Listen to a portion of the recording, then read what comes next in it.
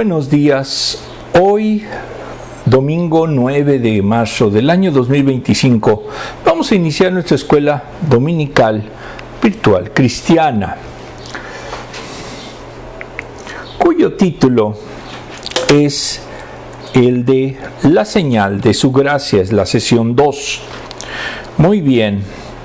Este es un libro esta es una clase teológica, entonces sí les suplico que por favor tengan mucha atención. Como siempre vamos a ver nuestro texto en español y luego lo vamos a ver en inglés. Esperemos que ya dentro de algún tiempo, ya no esperemos mucho, ya podamos dar este estudio en en inglés, porque pues estamos en Estados Unidos y además ya se decretó que es la lengua oficial de nuestro país. Muy bien, nos guste o no.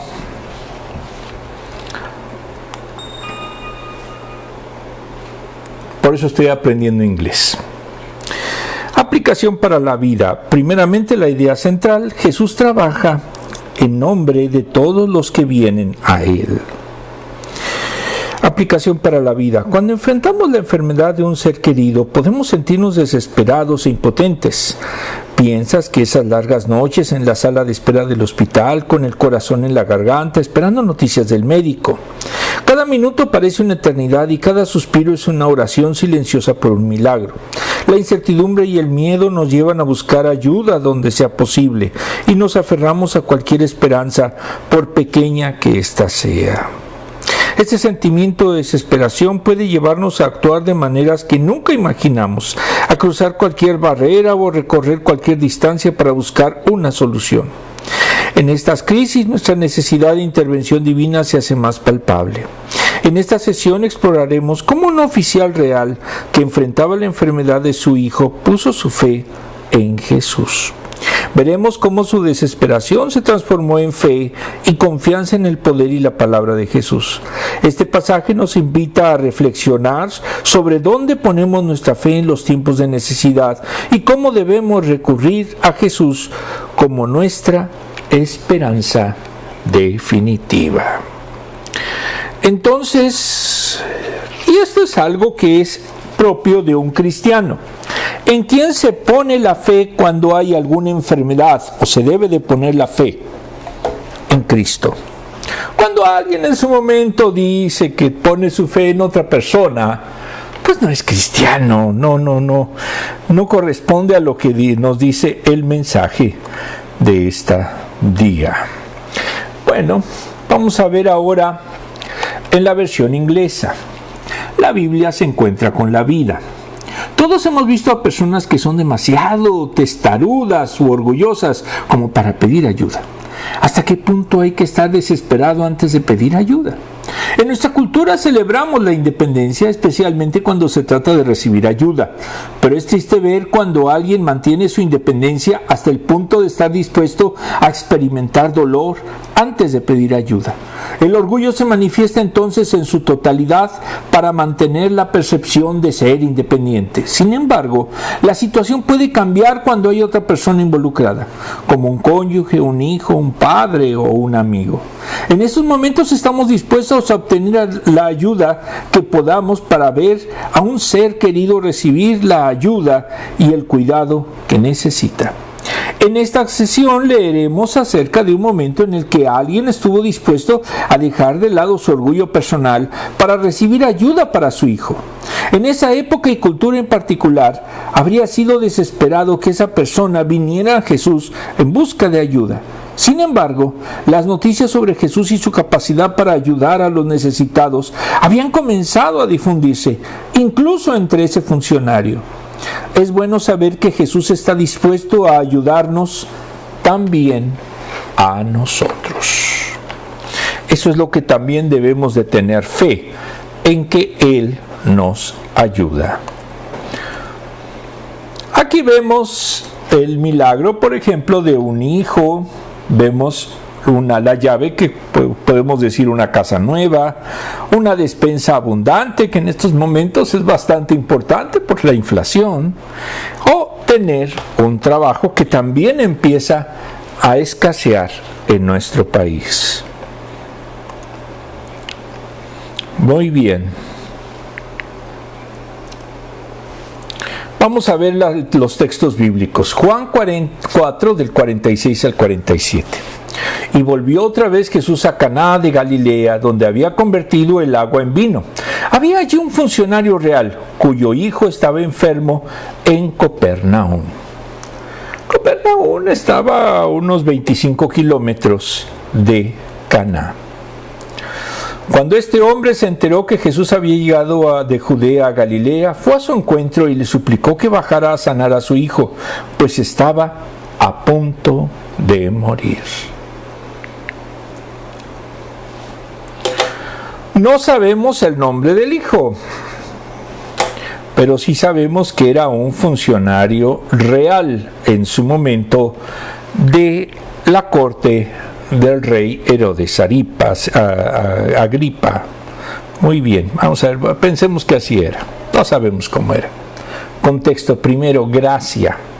En el Diccionario Teológico Ilustrado de Francisco Lacueva, editorial CLIE, nos dice que en un sentido general es un favor inmerecido que Dios otorga libre y soberanamente al ser humano.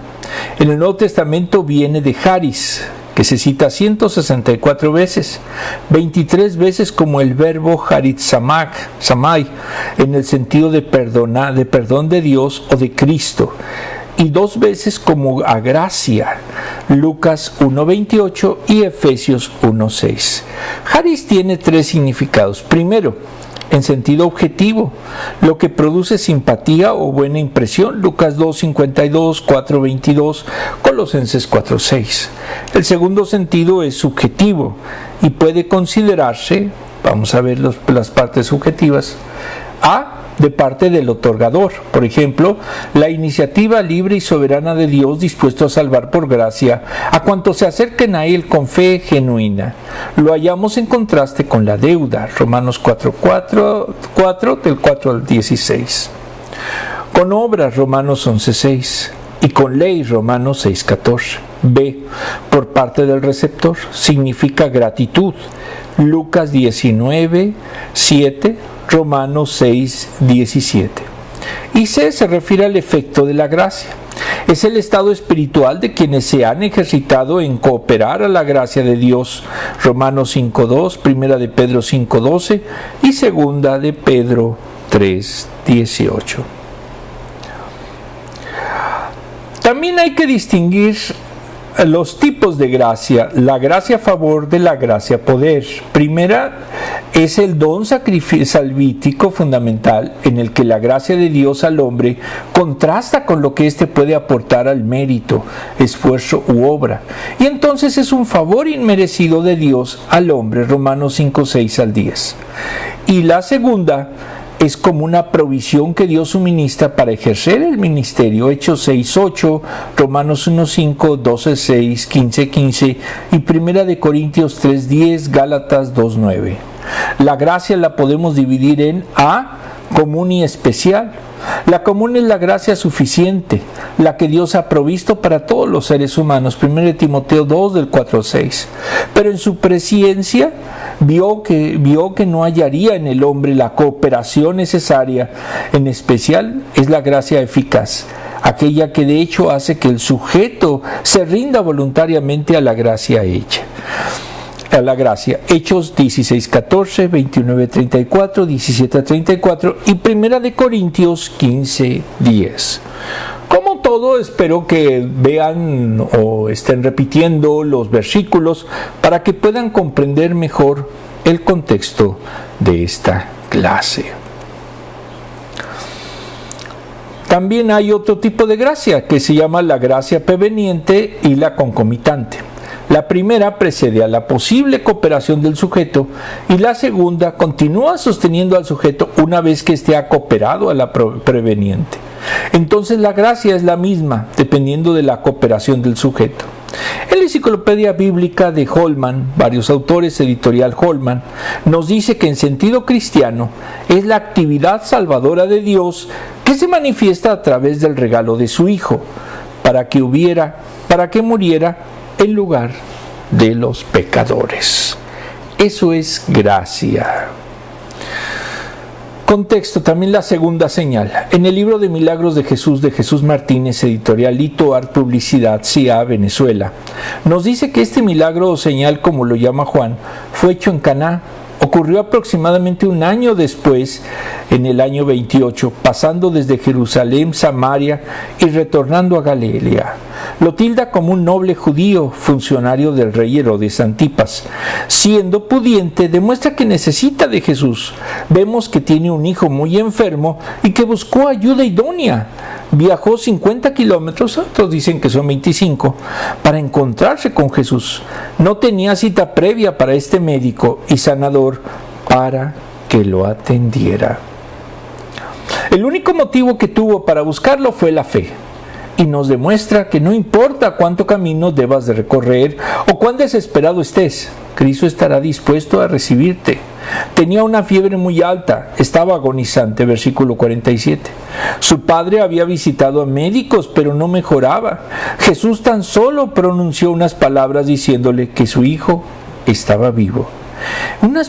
Entonces el funcionario real parece entender y se aferró más a Jesús. Es la última y única esperanza que tiene. Su fe en Jesús le dio tranquilidad y seguridad de que su hijo iba a sanar. Ni siquiera necesitó ir a su casa Jesús, y el hijo fue sanado. El hombre creyó la palabra de Jesús y se fue, versículo 50. No sabía si efectivamente se había recuperado su hijo.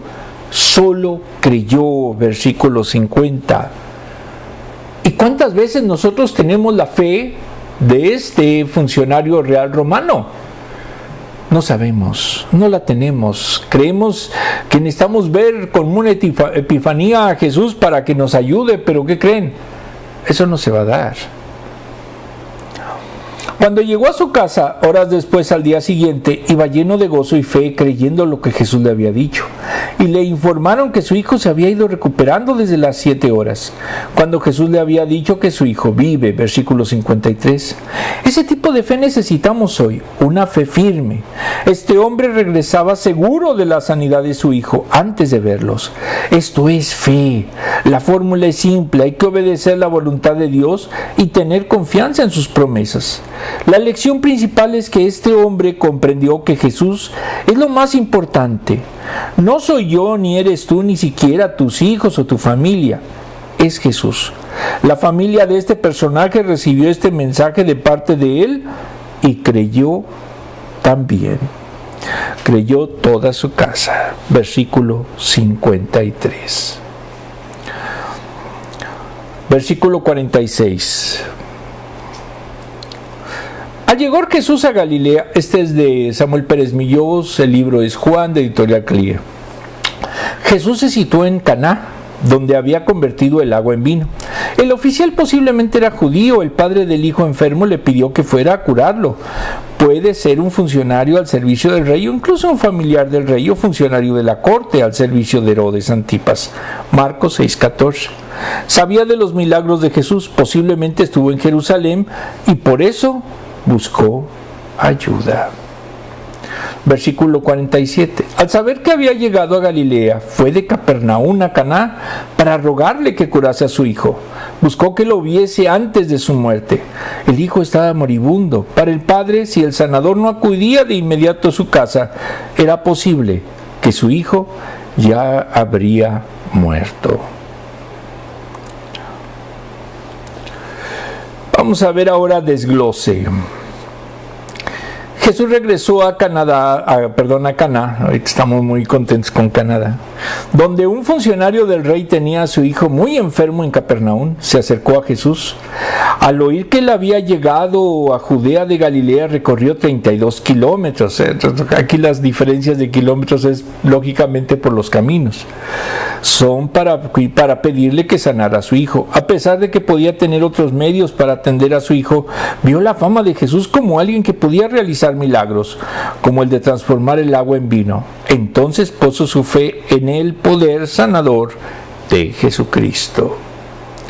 Desglose, seguimos. Los oficiales del reino tenían acceso a recursos y médicos, pero posiblemente al agotar esas posibilidades, la enfermedad continuaba, lo que lo llevó a buscar a Jesús. Personas de todas las clases sociales y económicas, su poder y su autoridad deben de ser reconocidas. Este oficial gentil fue no sabemos si era gentil, posiblemente era judío porque era de la corte de Herodes, fue a depender de la gracia de un judío. Lo que era impensable. Jesús demostró que no tenía favoritos. No le interesaba si era oficial, judío o gentil. Su gracia no tiene barreras. El oficial fue personalmente, lo que resalta la emergencia y su fe personal en la capacidad de Jesús para sanar. El oficial le rogó a Jesús que fuera a Capernaum y sanara a su hijo. Su petición fue un acto de fe. Creyó que solo con su presencia física podía sanar a su hijo. Este encuentro demostró el poder y soberanía de Jesús en su palabra. Demostró que su ubicación geográfica o el tiempo no limita su poder. Mateo 8, del 5 al 13. Demostró el poder de su simple palabra, incluso sin necesidad de que esté presente físicamente. Podía obrar milagros, revelando la magnitud de su soberanía y autoridad divina. Vamos a ver las preguntas.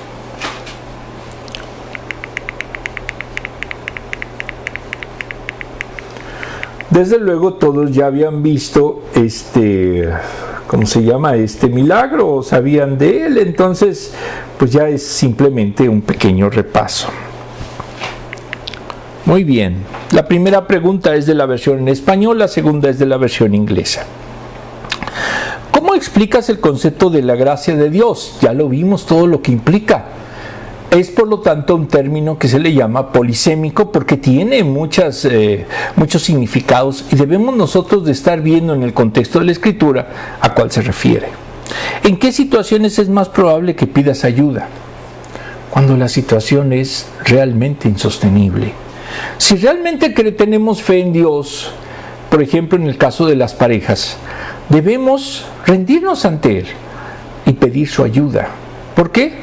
Porque solo Él tiene el poder para cambiar situaciones que parecen desesperadas o que ya no tienen solución. ¿Qué barreras dificultan el acceso a la gracia de Dios? Nuestro egoísmo, porque lógicamente no podemos nosotros pensar que vamos en su momento a pedir a Dios su apoyo si no nos rendimos a Él.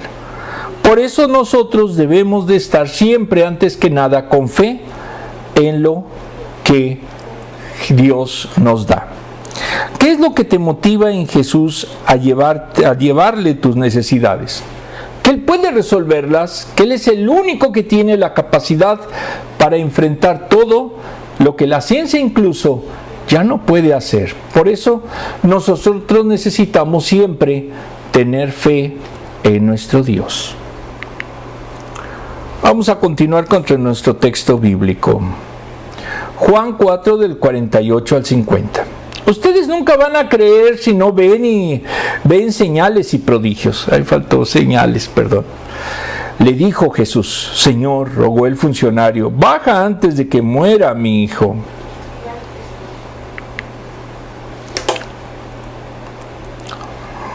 Vuelve a casa, que tu hijo vive. Le dijo Jesús. El hombre creyó lo que Jesús le dijo y se fue. Alabado sea Santísimo.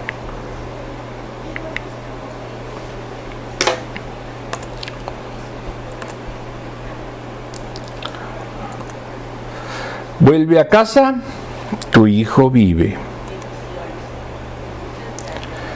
Contexto. Fe. En el libro Dogmática Reformada de Herman Bavinck, editorial CLIE, nos dice que el eslogan que controla y guía la teología cristiana es por fidem ad intellectum, por medio de la fe al entendimiento. La Escritura nos dirige a la iluminación interna del Espíritu Santo después de que Dios nos habló por medio del Hijo. El Espíritu vino a guiarnos a toda verdad. Dios no solo dio las Escrituras, sino que fundó y sustentó una iglesia que por fe confiesa y acepta la palabra de Dios. La verdad de Dios se puede conocer por fe.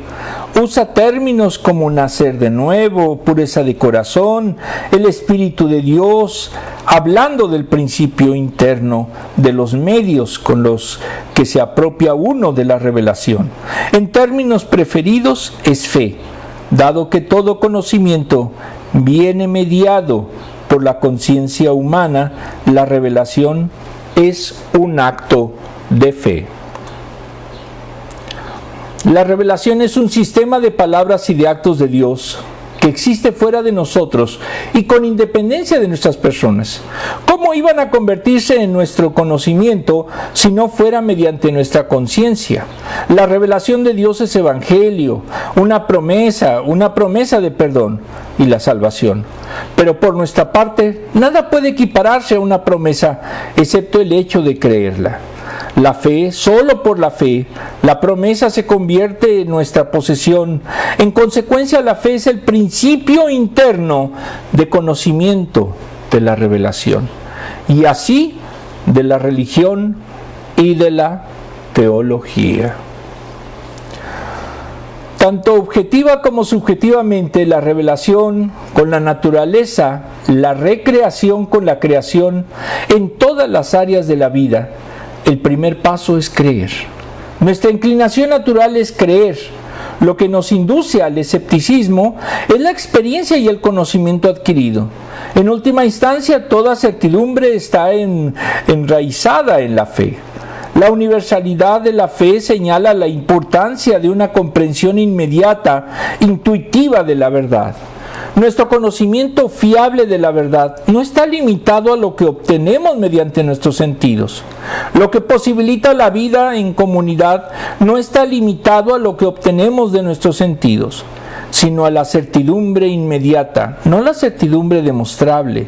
Agustín decía que quienes no creen no llegan al conocimiento. A menos que crean, no entenderás. Si las personas aceptan la proposición "no deberían creer en lo que no veo", se romperían todos los vínculos de la familia, amistad y amor. Por tanto, si creemos lo que no vemos, la propia sociedad humana, padeciendo el colapso de la concordia, no se mantendría en fe. Cuanto más debería aplicarse la fe a las cosas divinas, aunque no puedan verse. Si se llega a la certeza por otro medio que no sean fórmulas matemáticas y lógica, es una actividad ajena a la naturaleza humana. Es esencial para nuestra vida humana. Sin la creencia en sí, sin fe, no puede haber personas normales y una ciencia normal. Por último, la fe religiosa, la fe salvadora, tiene como su objeto no solo las palabras y los actos de Dios como tales, sino la gracia de Dios en Jesucristo. La fe es también cuestión de conocimiento y verdad, pero sobre todo es confianza en Dios y entrega a Él. Una relación religiosa entre el ser humano y Dios. El camino hacia el corazón humano que sigue el Espíritu de Dios pasa por la mente y la conciencia humanas. Aunque la revelación tuvo lugar en el espacio y tiempo de Cristo, Él fue una persona de carne y hueso. El objetivo de la fe cristiana es indivisible y no susceptible de observación. La fe se opone a la vista, Romanos 8:24. Es convicción y esperanza en cosas invisibles, Hechos 11:1. Y muchos vieron a Jesús y no creyeron. Sus discípulos sí. Juan 1:14. En el versículo 48, en el libro de Pérez Millós, nos dice que Jesús se dirige no solo al padre del enfermo, sino a los que estaban en él, con una fe que descansa en los milagros y prodigios que el Señor hacía. Aunque no puede dejar de tenerse en cuenta, no es la que Él demanda hacia su persona. Incluso dijo que bienaventurados son los que no vieron ni creyeron, que es Juan 20:29. Cuando no diga el de dónde viene, es de Juan, del Evangelio de Juan. Son palabras de amonestación, es una firme llamada a la fe. Las señales eran manifestaciones sobre quién era Jesús. Los prodigios son los mismos hechos, pero sin relación con una manifestación de identificación. Versículo 48. Jesús manifestó su condición como Mesías, así como de Dios entre los hombres. Pero aunque los vieron, no creyeron. El funcionario por fe buscó a Jesús para que sanase a su hijo. De allí esa sorprendente frase, que si no viesen milagros, no creerían. La fe del funcionario era vacilante, porque creía que necesitaba ir Jesús para que hiciese el milagro. Él creía que su presencia corporal, más que en su autoridad divina, no entendía que el Señor era el creador de cielos y tierras, autor de todas las cosas. 1:3. Versículo 49. El maestro parecía que no entendía la urgencia de la situación. La fe del oficial no era tan sólida como parecía. Entendía que solo sanaría a su hijo con la presencia de Jesús. Literalmente dijo: Señor, desciende antes de que mi hijito muera. No le importaron las palabras de reproche de Cristo. Solo le interesaba buscar la sanidad del enfermo. Por su contexto, pudiera entenderse que era un niño o un adolescente, el moribundo. Versículo 50. Jesús contestó a la intranquilidad del padre. Jesús le dijo que su hijo vivía, que se fuera. Por ende, no moriría. Saldría de la enfermedad que lo ponía en peligro de morir. Jesús obró la señal, el milagro y la distancia. Lo sanó sin descender. El oficial del rey creyó la palabra de Jesús. Se puso de manifiesto su fe. Anda y ve. Es la manifestación de la autoridad de Jesús. Entonces regresó seguro de la sanidad. La omnipotencia de Cristo sanó a quien estaba enfermo.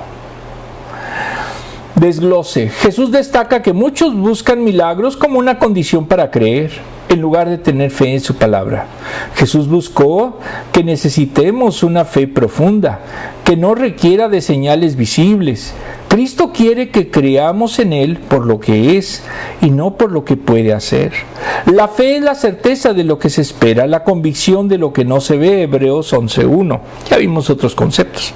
El oficial insiste en su petición, no entiende la declaración de Jesús. Este clamor muestra la gravedad e intensidad de la petición. El funcionario muestra una total dependencia de Jesús y una fe en su palabra. Que con solo en ella se sanaría a su hijo. Se refiere que estaba muriendo, superando el límite del poder humano.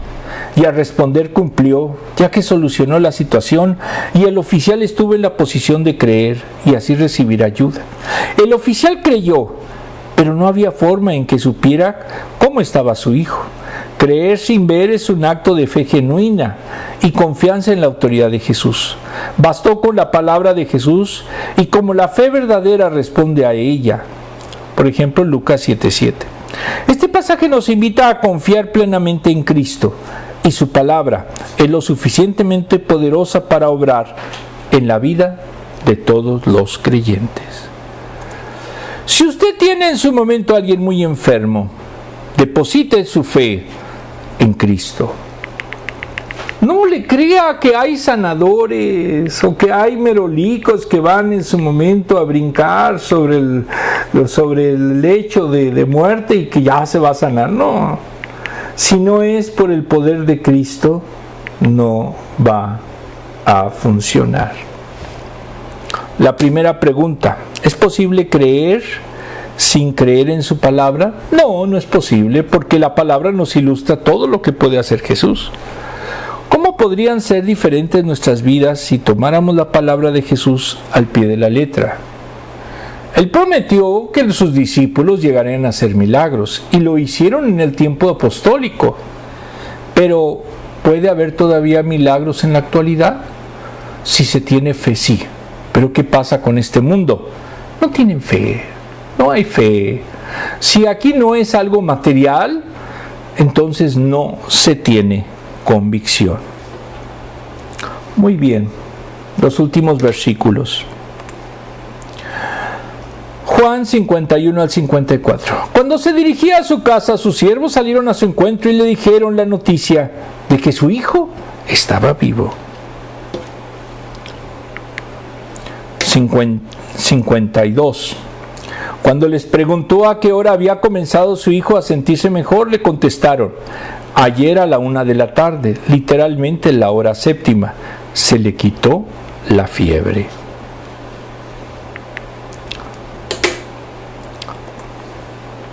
Entonces el padre se dio cuenta de que precisamente a esa hora Jesús le había dicho: tu hijo vive. Así que creyó él con toda su familia.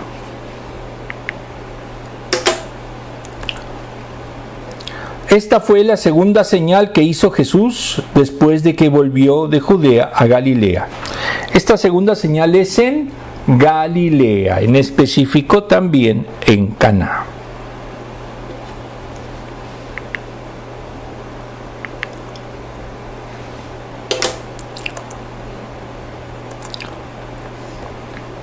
Aquí vemos una recreación de cómo quizás recibió el hijo al padre ya sano.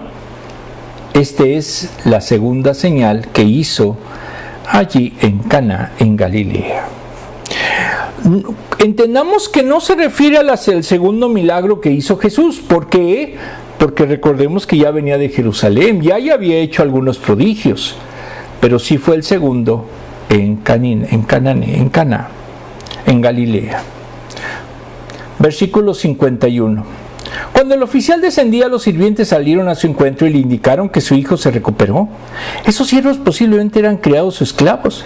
Le dieron la noticia. Los siervos repitieron las mismas palabras de Jesús: tu hijo vive. Entonces un niño es sanado por el poder de Jesús, por el poder de su simple palabra a la distancia. El oficial preguntó a qué hora había dado la recuperación del enfermo. Los criados le dijeron que ayer a la hora séptima, y coincide con el momento en que Jesús le dijo que su hijo vivía. La sanidad fue instantánea, se fue la fiebre, y en el momento en que Jesús lo había dicho el día anterior. Se piensa que era la hora séptima romana, es decir, el oficial viajó toda la noche para recorrer la distancia de 25 kilómetros o 50, como vimos en otras versiones, o 35, a Capernaum. Versículo 53. El padre comprendió que esa hora conocida con el momento en que Jesús era la hora conocida, coincidía con el momento en el que Jesús le había dicho que su hijo viviría. Jesús era más que un profeta con autoridad. Esa obra solo podría ser obra de Dios. Su mano estaba sobre aquel acontecimiento. En otra parte del versículo se vincula con la fe salvadora. Creyó en la palabra de Cristo. Ahora cree en la persona de Jesús. Si se deposita la fe en el Salvador, trae aparejado el perdón de los pecados y la vida eterna. 3:16. La bendición temporal de la sanidad del Hijo fue la puerta para la bendición eterna, y esa salvación lo alcanzó a él y a toda su casa, que comprende a la familia y a la servidumbre. Versículo 54. Este milagro cierra una de las secciones del Evangelio de Juan. Es el segundo milagro que hizo en Galilea. Entonces fue el segundo cuando iba de Judea a Galilea. Este milagro lleva a entender que el Señor tiene todo el poder. Jesús es el Dios de los milagros. Como en el tiempo de su ministerio, como en el de hoy, el mayor milagro es la transformación de vida de quienes creemos en Él y le hemos rendido nuestras vidas. Una vida cristiana tiene que vivir en santidad. No es hablar de Cristo, sino vivir a Cristo. La santidad es la forma expresiva de la salvación. Reflexión del libro 95 Tesis para la Nueva Generación de Lucas McNean, editorial CLIE. Tomamos la número 15. Debemos siempre seguir al buen pastor. Eso a veces significa que debemos alejarnos de aquellas comunidades de fe en la que su voz ya no se escucha. En Juan 10, Jesús se identifica con el buen pastor. Era una profecía del Antiguo Testamento contra los malos pastores, los que no salieron a buscar a las ovejas que se extraviaron y solo se ocuparon de sí mismos y dejaron que las ovejas pasaran hambre. Ezequiel 34:8. Esos pastores no cuidaron de los débiles, no atendieron a los enfermos o heridos, no salieron a buscar a las descarriadas y perdidas. En cambio, las gobernaron con mano dura y con crueldad. Ezequiel 34:4. Pero el buen pastor da su vida por sus ovejas. No las esquilma, no las abandona, no se aprovecha de ellas. Por eso las ovejas reconocen la voz del pastor y se le acercan. Juan 10:3.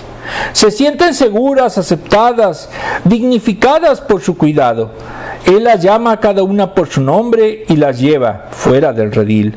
Una vez reunido su rebaño, camina adelante y ellas lo siguen porque conocen su voz. Juan 10, del 3 al 4. El éxodo de la juventud de las iglesias es un signo preocupante. Más allá de los detalles, la historia de mis contemporáneos se repite una y otra vez. Distintas geografías, conflictos similares, conclusiones idénticas. Muchas iglesias se preguntan cómo podrían convocar a la juventud para que vuelva al redil. Me alegro honestamente cuando eso pasa. Pero la solución debiera comenzar con un paso previo, que antes de intentar convocar a las ovejas alejadas, las iglesias pusieran en práctica mecanismos saludables y amorosos que nos obliguen a escapar. Lutero escribió: si guardamos silencio y dormimos de modo que la juventud quede abandonada, entonces será por culpa de nuestro silencio y ronquido, por lo cual tendremos que rendir rigurosa cuenta. Es obvio que no todos los casos son iguales. No todo el que se va de la iglesia es un iluminado, pero no es necesariamente un apóstata. No todo crítico es un profeta, ni todos los que se someten, por eso, son verdaderos cristianos. Pero cada discípulo que emigra debería encender una alarma en la iglesia. La declaración que hizo Lutero al quemar la bula de León X sigue siendo hoy tan escalofriante como hace 5 siglos. Ya has confundido a los santos de Dios. Hoy el Señor te confunde a ti.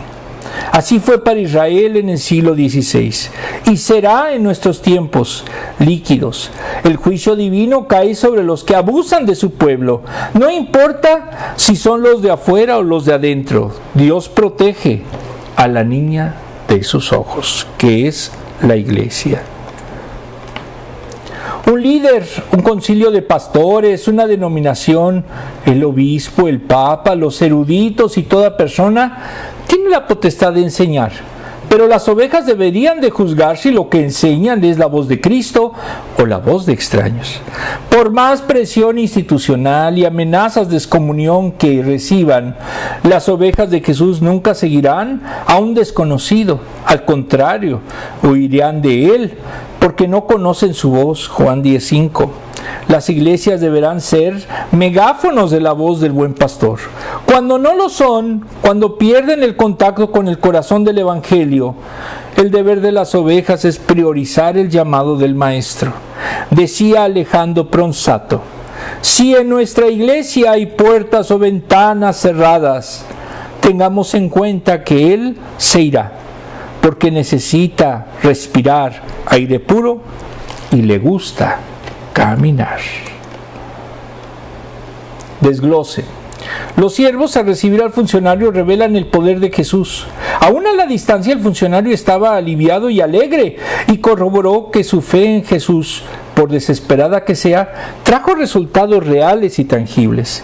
El oficial preguntó la hora en que se comenzó a mejorar su hijo y le confirmaron que había sido cuando dijo que tu hijo vive. La sanidad de su hijo no fue coincidencia, sino un milagro, por intervención directa de Jesús. profundizó su fe y la autoridad divina de Jesús. En Hechos 3:16, los milagros ocurrieron por fe en el nombre de Jesús. El poder de su palabra tiene impacto real y poderoso en nuestras vidas. El milagro comenzó con el hijo del oficial. Trajo como resultado el despertar espiritual del oficial y de toda su familia. Por una fe firme y contagiosa que se propagó por su familia, sus milagros afectaron no solo a los que lo recibieron, sino a otras personas. A nosotros incluso que estamos comentando este acontecer. Jesús manifestó su poder para ser glorificado y así atraer a todos quienes en Él vayan a poner su confianza y esperanza. Fue la segunda señal cuando regresó de Judea a Galilea. Su palabra es suficiente y efectiva, invitándonos a confiar plenamente en su poder y autoridad. La fe genuina puede transformar vidas y hogares enteros. Las últimas preguntas.